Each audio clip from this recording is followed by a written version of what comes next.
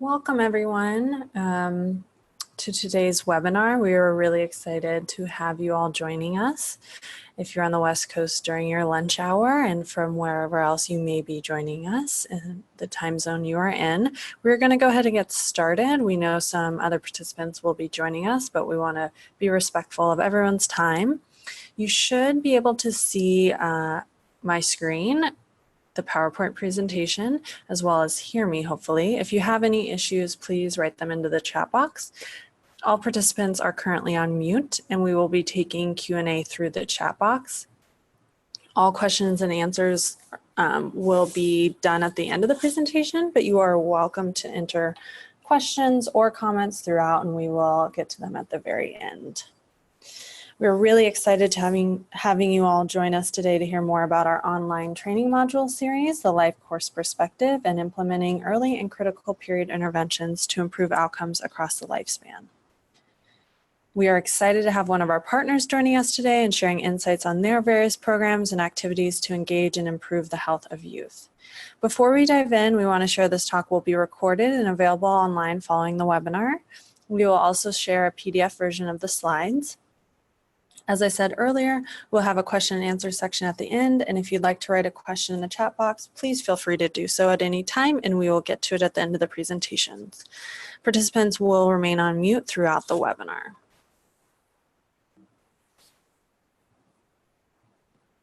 I want to briefly acknowledge that the online training module series I'll be sharing today and this webinar is being provided in support by our training grant through the Maternal and Child Health Bureau. Just a little background on who you'll be hearing from today before we get started. My name is Marissa McCool, and I'm the Assistant Director of UC Berkeley's Center of Excellence in Maternal, Child, and Adolescent Health, which is housed at the School of Public Health. I've been leading the development and evaluation of the Maternal, Child, and Adolescent Health Life Course Perspective, Practice, and Leadership Training module series that will be discussed today. We also have Susan Watson joining us today. She is the program director for both the California for Health Community of Practice to advance chronic disease prevention and health equity across California, and the California Adolescent Health Collaborative that works to improve the wellness of youth across California. She has worked on a variety of issues in the academic, research, government, nonprofit, and community arenas, both rural and urban, and has managed efforts with community-based organizations, county and state health departments, and community coalitions directly and through learning networks. Sue will share some of the work of the collaborative with us today. Just a brief outline of what we have planned for you today. First, we'll spend about 10 minutes providing an overview to our online training module series, which this webinar is an extension of. Then we'll do a very high-level overview of the Life Course Perspective and its key concepts related to early and critical periods. I will then hand it to Susan to discuss some of the exciting work happening at the California Adolescent Health Collaborative. Following, we will close with a brief Q&A section. Again, if you have questions during the presentations, please put them in the chat box. Also, please note we may refer to maternal, child, and adolescent health throughout the webinar simply as MCAH.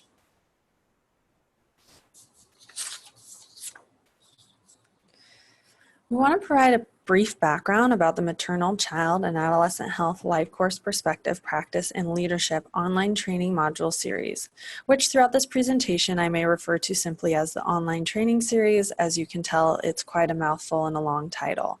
When you receive these slides in PDF, on this slide in the top in green, that is a hyperlinked heading, so that will, if you click on that, send you to the online training series. So here at the School of Public Health at the University of California, Berkeley, or more commonly known as UC Berkeley, we host one of 13 centers of excellence in maternal and child health, education, science, and practice across the United States. These centers of excellence are supported by the Health Resources and Services Administration, HRSA, and their Maternal and Child Health Bureau, which I'll refer to as MCHB.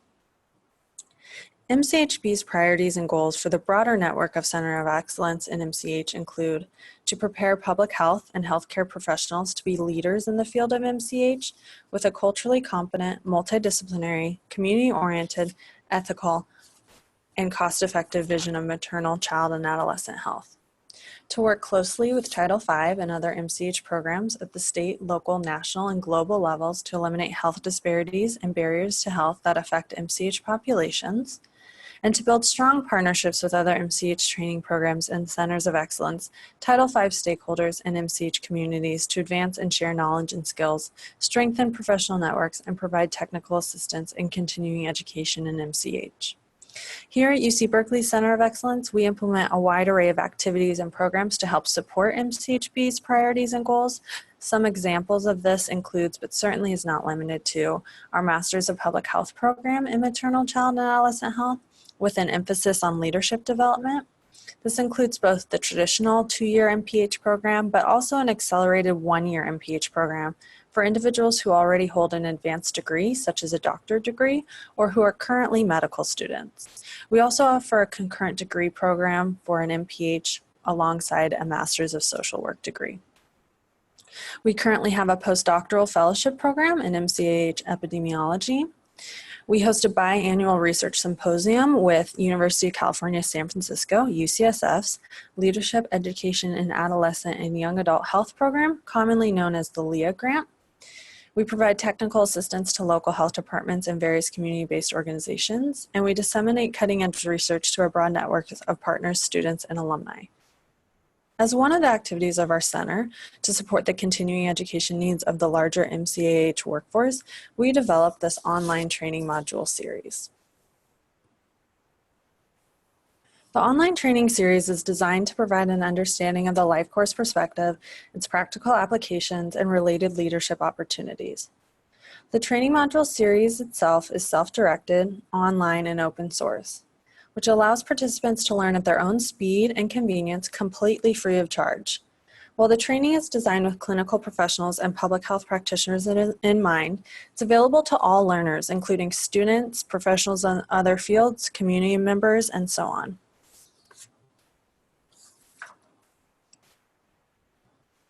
The training series includes 5 modules, which are Overview of the Life Course Perspective, Health Equity and Social Determinants of Health, Early Programming and Cumulative Exposure to Risk and Protective Factors Across the Lifespan, Place Matters, the Impacts of Physical, Social, and Economic Environments on MCAH Outcomes, and Moving Towards Health Equity, Integrating a Life Course Perspective in MCAH Practice. Each of these modules is centered on an interview with a subject matter expert in their respective field, including Dr. Michael Liu, Dr. Paula Braveman, Ms. Kiko Mallon, Dr. Anthony Eiton, and Dr. Vijaya Hogan. Each module also has 2 key concepts that we highlight further through recommended readings, case studies of organizations implementing these concepts in practice, and additional supplemental resources. These key concepts include History of the Life Course Perspective, an Introduction to Life Course Perspective, Health Equity, Social Determinants of Health, Impact of Risk and Protective Factors Across the Lifespan, Programming Early and Critical Periods, Place Matters, the Role of Racism in Shaping Neighborhood Conditions, Leadership in MCAH, and Collective Impact. Now I want to take just a few minutes to give you an idea of what the training series looks like and how to navigate it. For some of you who have been engaged in the training, this may be familiar. What is showing here is the welcome front page. At the top, you'll see the navigation bar to click between different modules. On the welcome page, if you were to scroll down, which I won't show today, you would see comprehensive background information on the course itself, its development, and partnerships. Now, if you were to click on one of the module tabs that I previously showed, for example, here we clicked on Introduction module, it will direct you to that module itself. What we are showing here is the top of the page where we have provided learning objectives for that module. If you were to scroll down on that same page, you would see the video interview with the key expert.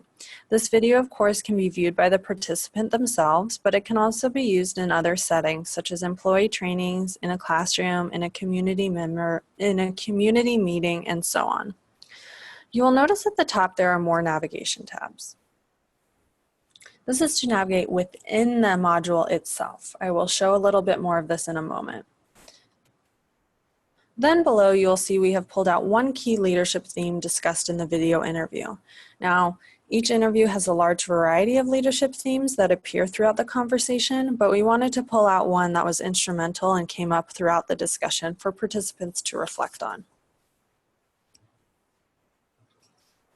Here, we have clicked on the inner module navigation page to show one of the first of two key concepts. What you see first is a list of recommended readings. These readings were selected carefully to provide participants a deeper understanding of the key concept. Again, all the readings are open access, meaning anyone can access them for free. Then you will see the practice section. Here we have 1 to 2 case studies of organizations in practice. Here's what the case studies look like. They are one-page briefs outlining the work of the organization and how it relates to the life course. These briefs are downloadable and can be used for your work as well. For example, in classroom meetings, so on and so forth. Here, we have navigated to the second of the 2 key concepts in this module. In this key concept, we offer some supplemental resources. Supplemental resources are offered in some of the module key concepts. In the supplemental resource section, we provide a variety of additional resources that may include additional journal readings, online resources, brief training videos, reports, implementation guides, so on and so forth.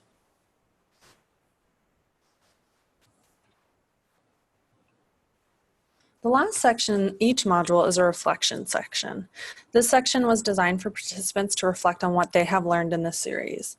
A copy of the responses will be sent to the participant's email address. Lastly, we wanted to show what we are calling the resource bank. Again, you navigate here using the top navigation bar for between modules.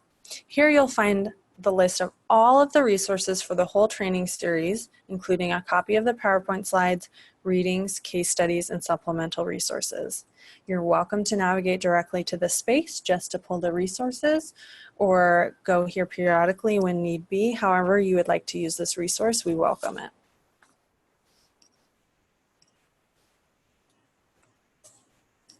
Now we're going to transition into providing an overview of both the life course perspective, but also early and critical period interventions, which is the foundation to the work we'll be presenting by our partners today. I'm going to show you a brief video that provides an overall summary of both the training module series itself that I just highlighted, but it also works to provide an overview of the foundational aspects we will dive in today. I do want to share that we have noticed while doing these webinars, because we are streaming this video through the Zoom webinar platform, participants have seen a slight delay in the video itself, but I want to assure you, if you view any of the videos within the training module series, they are all the highest quality and you should not experience any delays or technical difficulties.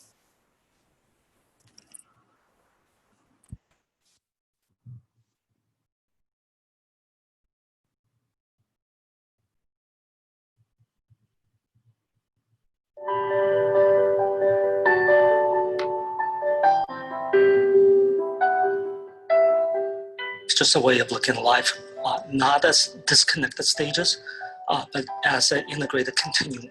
There's a lot of strength to thinking about the life course perspective as a powerful way to do things differently. You know, the life course perspective is transformative. We got to start taking care of women and families, not only during pregnancy, but before pregnancy, between pregnancies, and across their entire life course.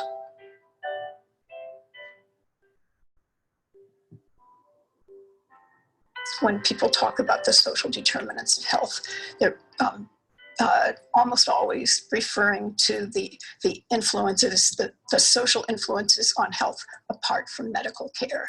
We do know that there's a correlation between stress and poor outcomes. You know, stress in the body, how we respond to it, this whole concept of toxic stress, inflammation that results from it can precipitate something like preterm birth. The conditions that we've created for people to live in, particularly for young children, have profound impacts on their entire life course. Health equity means that everyone has a fair and just opportunity to be as healthy as possible. coming together to think about how we could transform neighborhood conditions in order to have an impact on maternal and child health. So our focus really ought to be on preventing or reducing the demand on the healthcare system by investing in policies that actually produce more opportunity for people, which will allow them to essentially be healthier.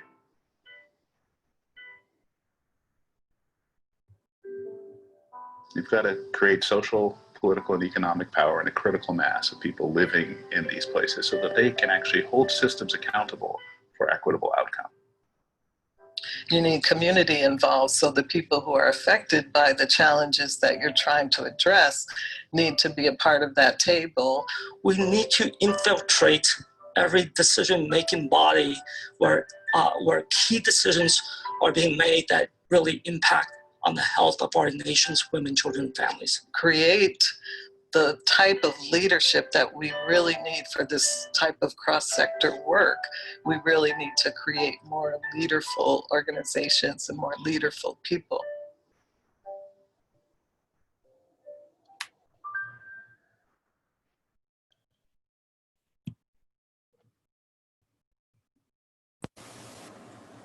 All right, so that should have given everyone an overview of the life course perspective as well as the module series.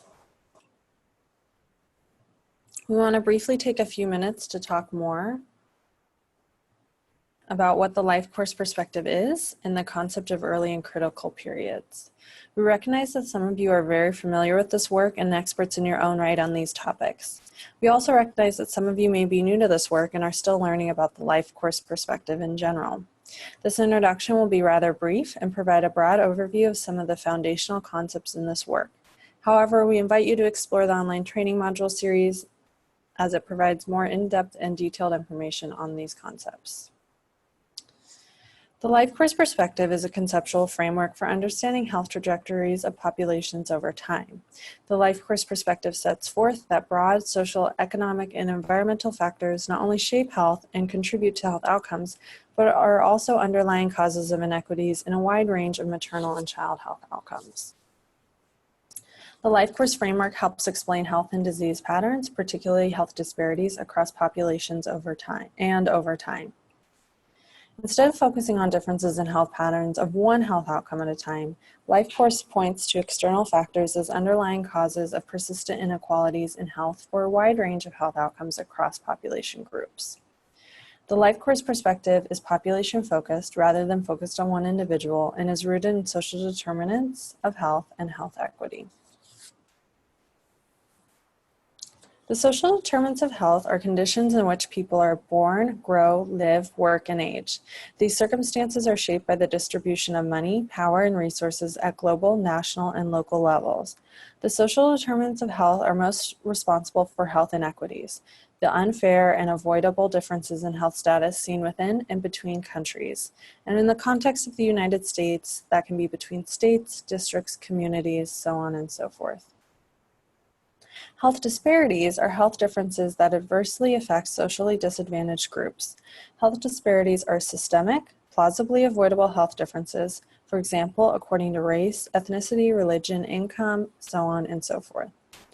Health disparities do not refer generically to all health differences or even to all health differences warranting focused attention. Rather, they are a specific subset of health differences of particular relevance to social justice because they may arise from intentional or unintentional discrimination or marginalization.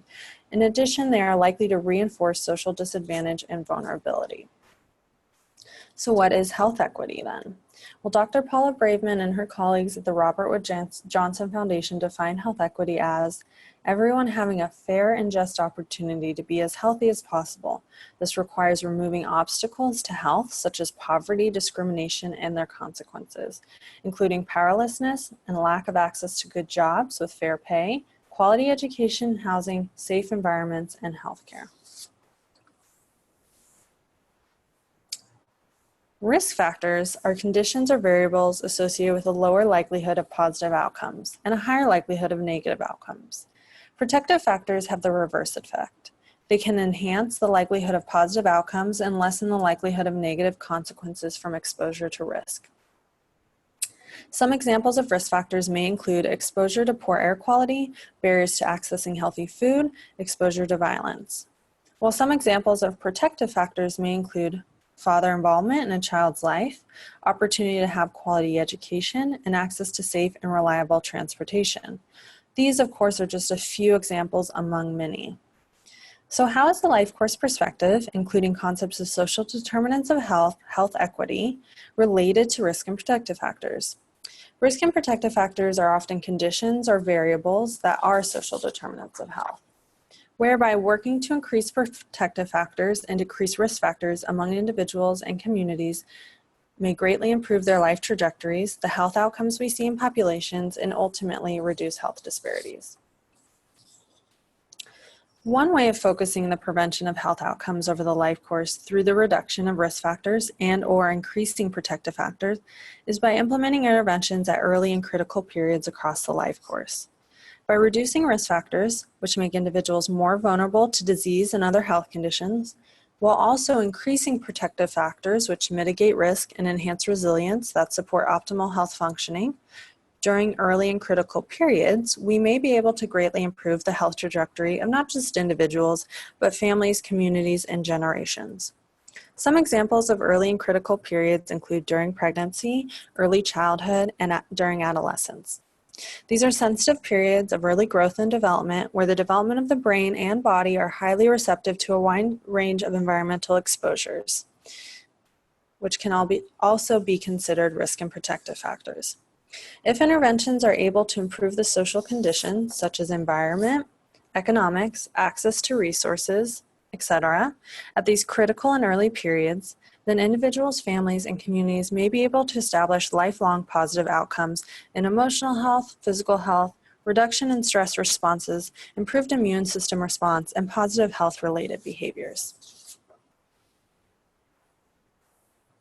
So throughout this two-part webinar series, we have been sharing an example of implementing an intervention at an early and critical period, one focused on early childhood and the other on adolescence. Last week, we talked about the school readiness coaching program, which focused on early childhood, and today we are thrilled to have Susan Watson here to talk to us about her work with the California Adolescent Health Collaborative, working with youth and adolescents.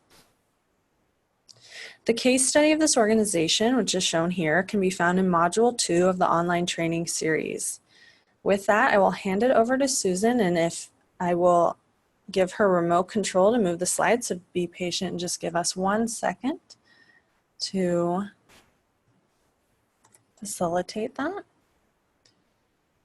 right, Susan, if you can unmute yourself.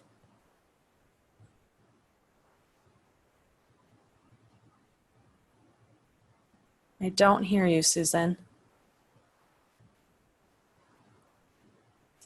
Here, let me see. I think I might have just unmuted you. Susan? Can you hear me now? Yes, we can hear you. Okay, thank you. I lost control of the other part of the unmute. So thanks, Marissa. I'm excited to be here to share an overview of the California Adolescent Health Collaborative and provide a little more detail on a couple of projects we have going on at the moment. And I just want to tell everybody in advance that I'm getting over a cold, so I apologize if there's any excessive sniffling or cough here and there. I'll try to keep it in check.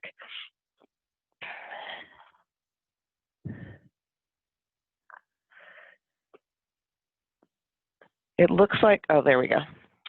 To start, the California Adolescent Health Collaborative is a program of the Public Health Institute.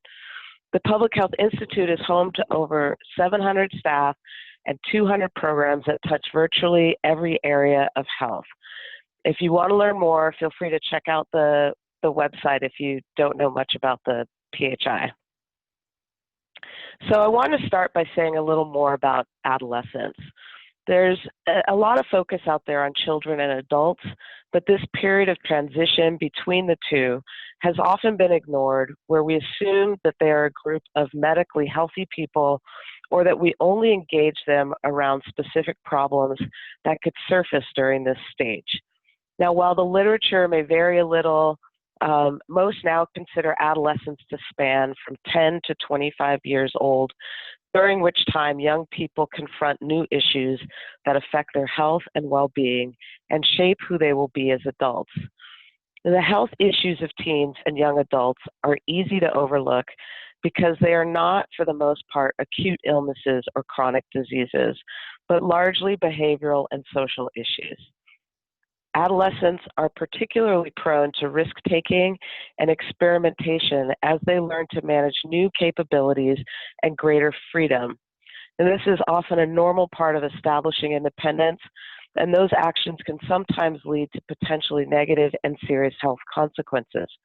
But adolescence is also an opportune time for prevention, a time where resiliency can be strengthened through supportive relationships and opportunities to build the competencies necessary for success as adults. Now, we strive to incorporate positive youth development principles across our work.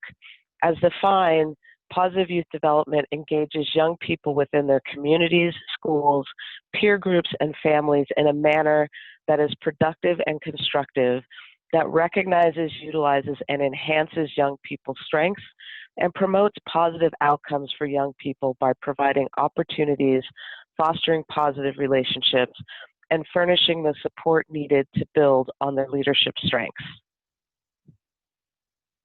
Now for the backstory. The California Adolescent Health Collaborative grew out of the initiative, commitment, and perseverance of a core group of individuals who attended a 4-state conference held in 1995 to review states' efforts to promote adolescent health. At that time, there was no existing statewide organization in California with a mission to address adolescent health and well-being from a non-categorical, multidisciplinary perspective. And this core group continued to meet regularly and involve new members over the years.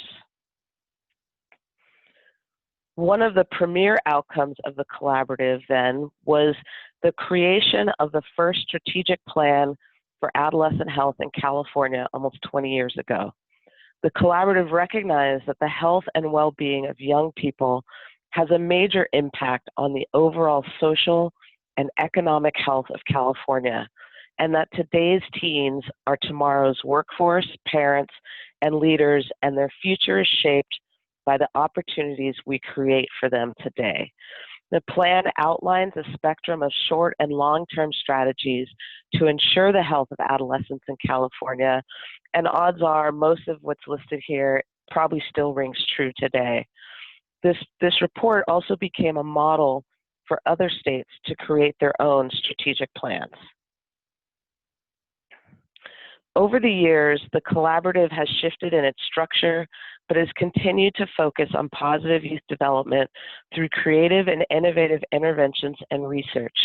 We are focused on improving the well-being of California's youth by utilizing multidisciplinary and equity-informed approaches. And the majority of our work is done through strategic partnerships to improve the knowledge and skills of adolescents to be leaders in their communities and have healthy transitions to adulthood.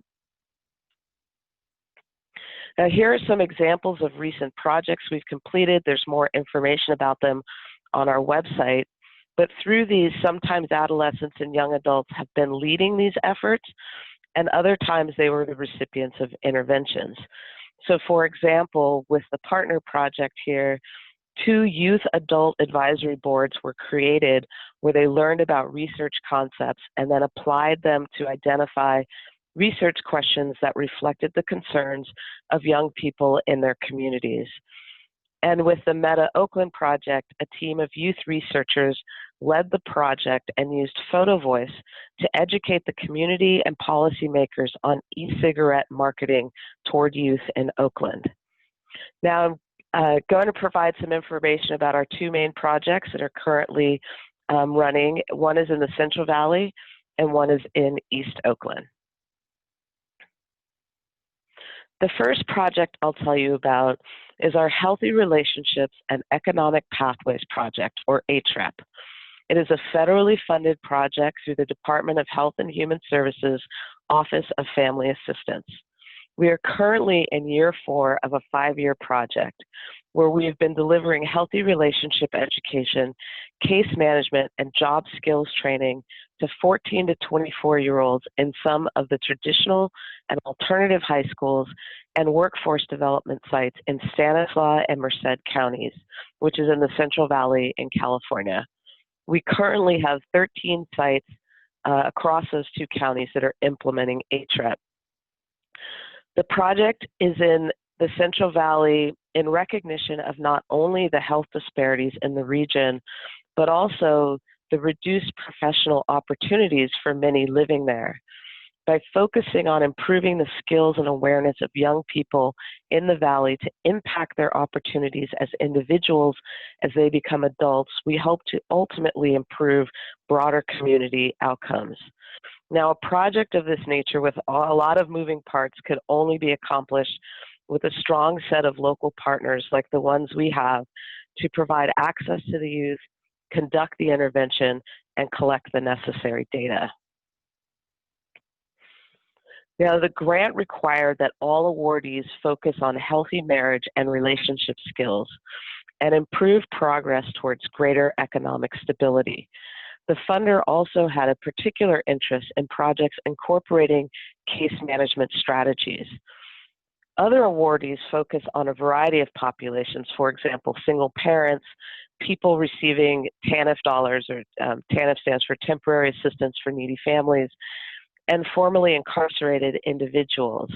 But there was also a special interest in serving at-risk youth to provide skills that could help them overcome obstacles in their transition to adulthood. To do this, as I mentioned, we provide healthy relationship skills building using a curriculum called the 4th R. I'll say a little bit more about that in a minute. And we address strengthening their employability by providing jobs training using a young professional development curriculum for the high schools and a technology boot camp for the young adults at the workforce development sites. And we partner with trained domestic violence counselors from local organizations to provide the case management component. They also deliver the healthy relationships curriculum and conduct intimate partner violence screenings with all participants. Because they are developing their own connections to the youth and with staff at the implementation sites, it's clear that they're becoming a trusted resource for everybody involved. Now, given that adolescence is a time with lots of physical and mental changes occurring, and when young people are also at risk, focusing on healthy relationships is very important. We know that one key to strengthening their resilience is through supportive relationships. And early in the grant, the collaborative staff and community partners came together to select a healthy relationships curriculum that they thought would be most impactful and work best with the culture in the Central Valley. Ultimately, they selected the 4th R curriculum, which provides for something more than didactic teaching. It emphasizes skills building to increase one's agency to recognize and take appropriate action when relationships of any kind are unhealthy, whether those are romantic, friendship, work, whatever. And then you see at the bottom of the slide, those are some of the tenets of the 4th R curriculum. Now, in the course of implementing this project, the California Healthy Youth Act was passed and put into place in January of 2016. The bill requires school districts ensure that all pupils in grades 7 to 12 receive comprehensive sexual health education and HIV prevention education. The 5 primary purposes of the California Healthy Youth Act are shown here on this slide. Now, since we're working in high schools, we had to modify our chosen curriculum so that the school sites would be in compliance with this new law. The curriculum specialist on our team was able to effectively incorporate the essential elements shown here into the 4th R curriculum to address both the grant and school requirements. Now, ultimately, this helped to create new partners for us because there were a number of schools in the counties we were working in that were not able to ramp up quickly enough to adhere to these new standards. So HREP has been able to fulfill that for them. Now, during this grant year, we have already served almost 2,000 youth since the end of September, and will continue to implement over the summer, some through summer school and some at the alternative sites that aren't geared by the school year. And as we get closer to our final year of funding, we're starting to work with the partners to develop ways to sustain elements of the project beyond the grant funding. It is our hope that other resources can be leveraged to keep some of these services going, as the youth and the sites are finding this to be a valuable addition to their usual programming. Now, all participants in HREP take a couple of surveys at different points, and we're able to get some direct feedback through an open comment section, and I put 2 of those comments up there. And while what we get back varies in length and detail, what's written is overwhelmingly positive and speaks to what they've learned and how they think this will help them going forward.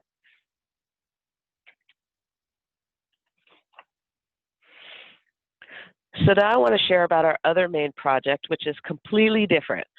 In 2015, Castlemont High School, which is here in East Oakland, wanted to create a community health equity pathway for the students.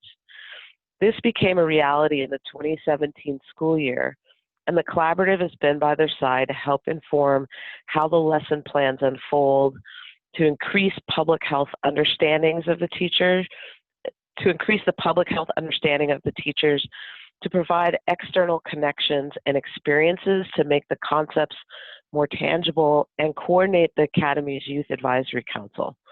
This is very unique in its focus on health equity and social determinants of health, rather than a more medical model that you see in other schools that may have a public health pathway.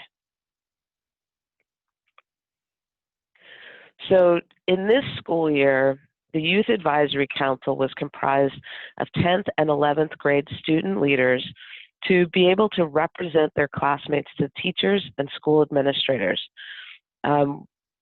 This year, their meeting frequency was twice weekly whenever possible. They used their time to conceive of and plan school activities like Community Day of Service, where students volunteered at local organizations, or a survey to collect student feedback on the CHEA, we say CHE, on the CHE teachers and the school as a whole.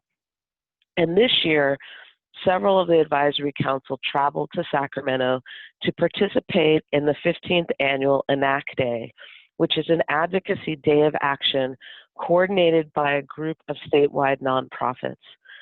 They learned how to participate in meetings with elected officials, heard about pressing statewide concerns, and conducted visits with the state senator and assemblymen representing the Oakland area. These experiences and opportunities contributed to their leadership skills and ability to work with peers towards a set of goals. Now, the collaborative also helps plan activities that allow the students to have experiential learning opportunities. This helps to provide additional context for the social determinants they are covering in school to make the concepts more tangible. We've done this through having speakers from professionals in public health present to the students at the school, and also creating off-campus excursions to expand what they're learning in class. So for example, earlier this year, we put together an off-campus experience to bolster their learning around housing, homelessness, and gentrification. The day consisted of small groups of students participating in a set of rotating stations that range from presentations from industry partners in local development and air quality management, to taking photos of the construction in downtown Oakland.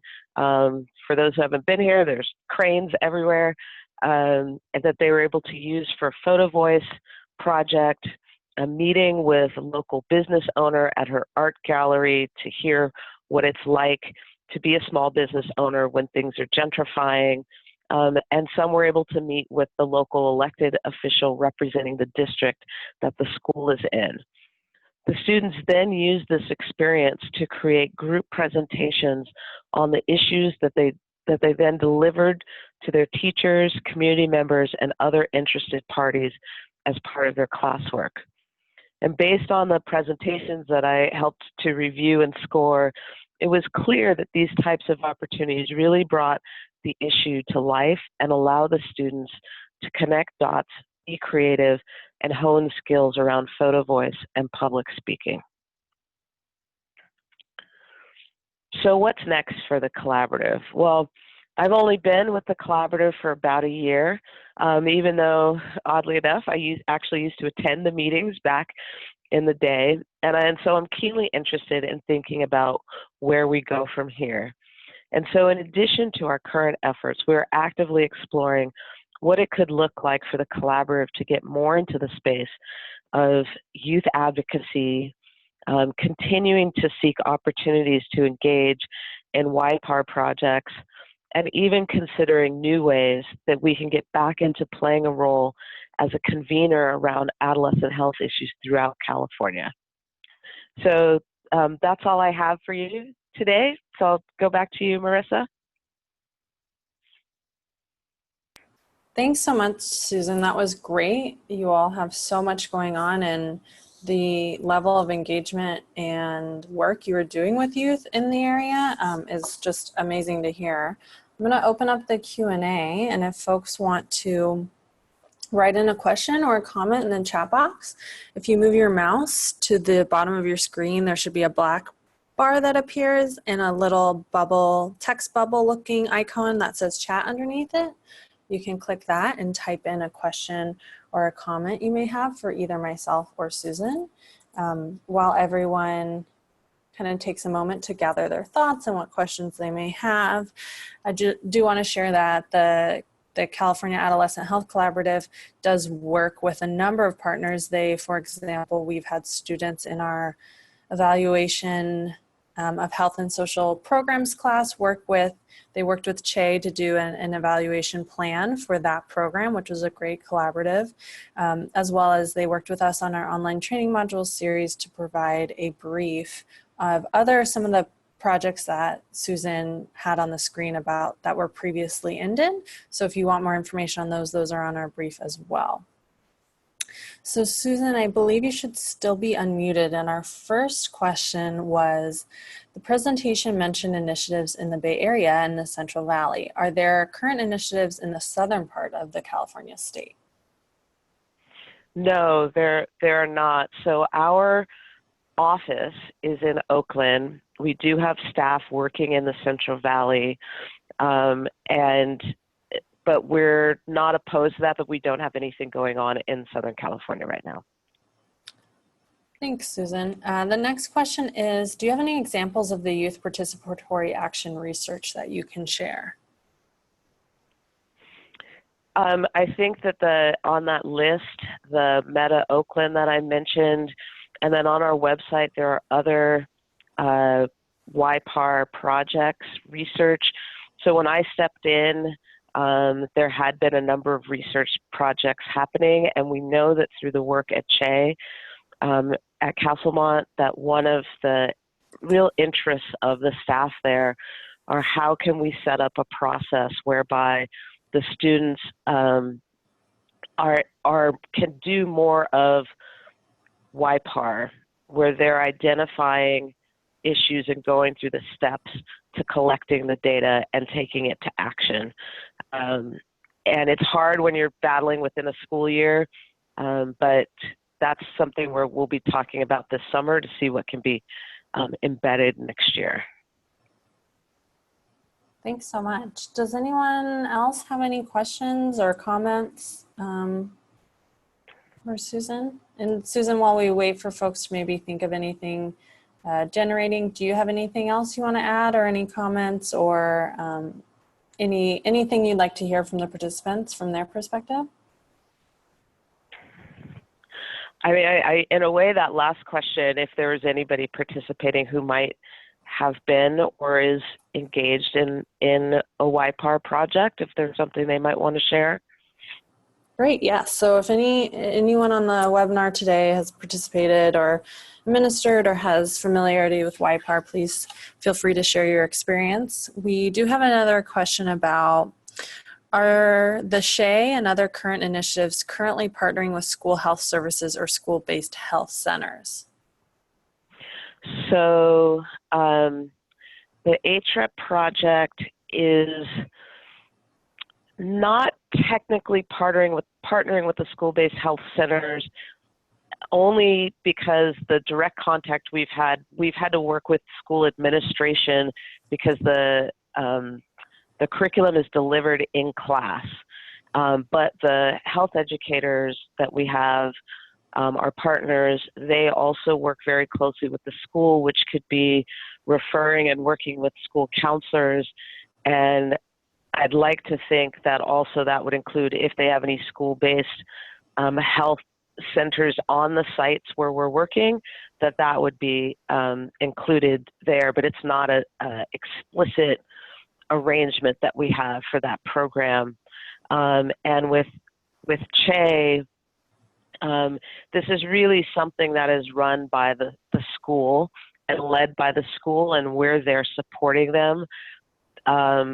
And so sometimes the staff that is managing that is in meetings with the school health center, but it's not our directive. The school is more in the lead there.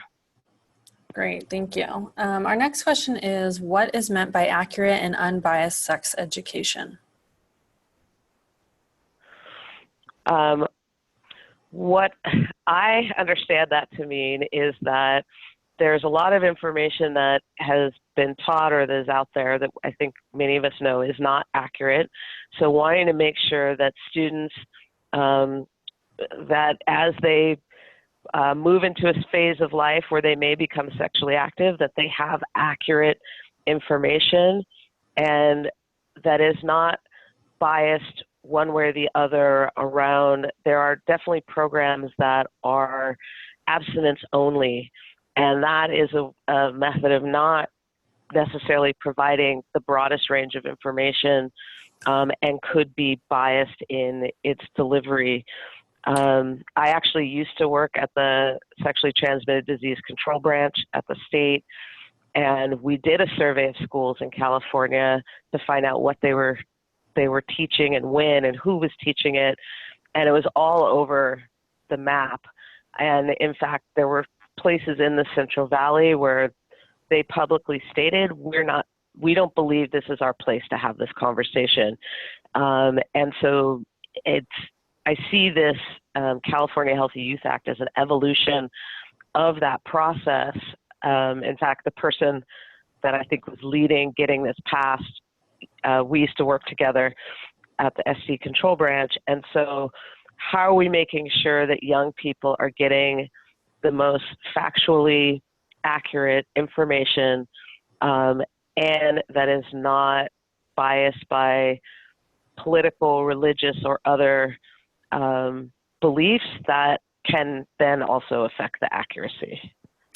Thanks. So what I'm hearing is accuracy is maybe around kind of evidence-based and science-based, kind of the accurate science-based, evidence-based information, and then unbiased is providing a broad array of information and allowing youth or individuals receiving an agency to make decisions with the full spectrum of information in order to do so.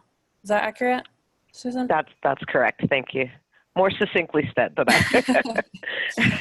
No, it was great. And we do have a participant, and my apologies, I'm probably going to say this name incorrectly, but Smitha, who wrote, I do YPAR around tobacco work, and I'm wondering how best to use positive youth development principles in county-funded projects where youth have less agency and determination over the final project.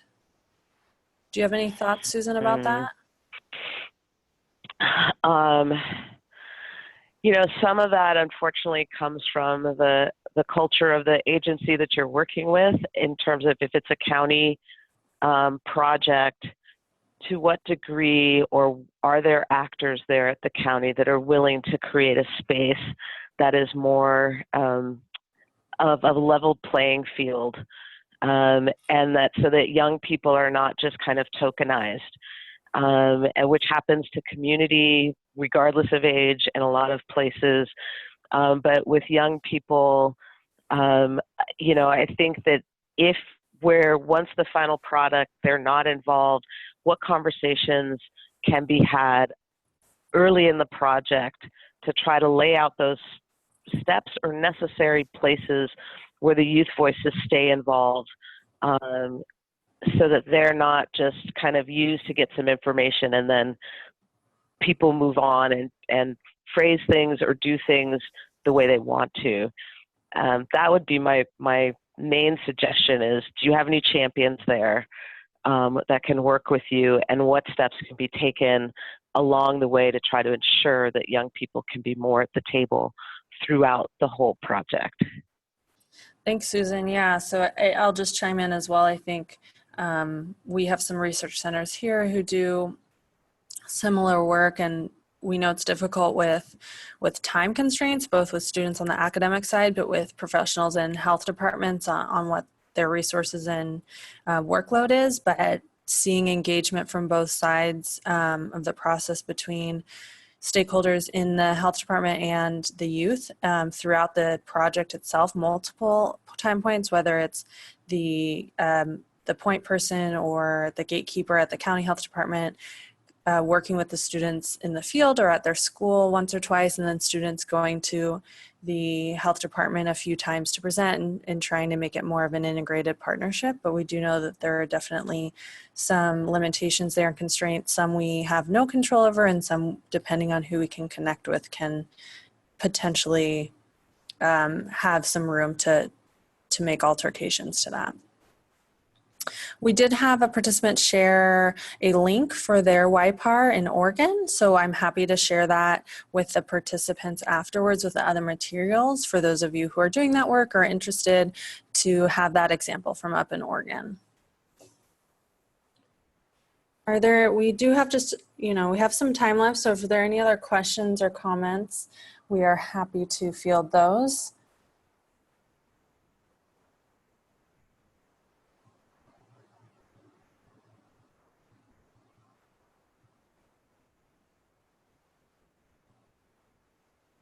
Okay, well, while folks maybe are thinking of their last comments or questions, I do want to take a moment before everyone signs off to give a big thank you to Susan for participating in this webinar and helping with the brief and the project. And we know you're under weather, and I really appreciate it, and so does our center, as well as the California Adolescent Health Collaborative, which is a really important entity for engaging the populations and the communities and the youth. We're trying to improve their health outcomes and experiences, and having a focus on engaging youth in a meaningful way is really important.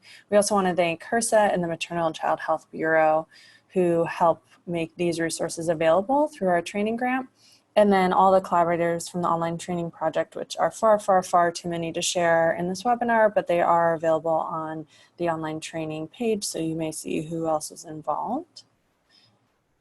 So unless there are any more comments or questions, and I don't see much coming through the chat box, we will have this webinar captioned and share the webinar along with a PDF of the slides and other resources to all participants. And it will also be available on our website, so anyone you know who may be interested in this work, they'll be able to access the recording as well. And we encourage you all to share it with your colleagues in your networks, any youth or students or communities you work with as well.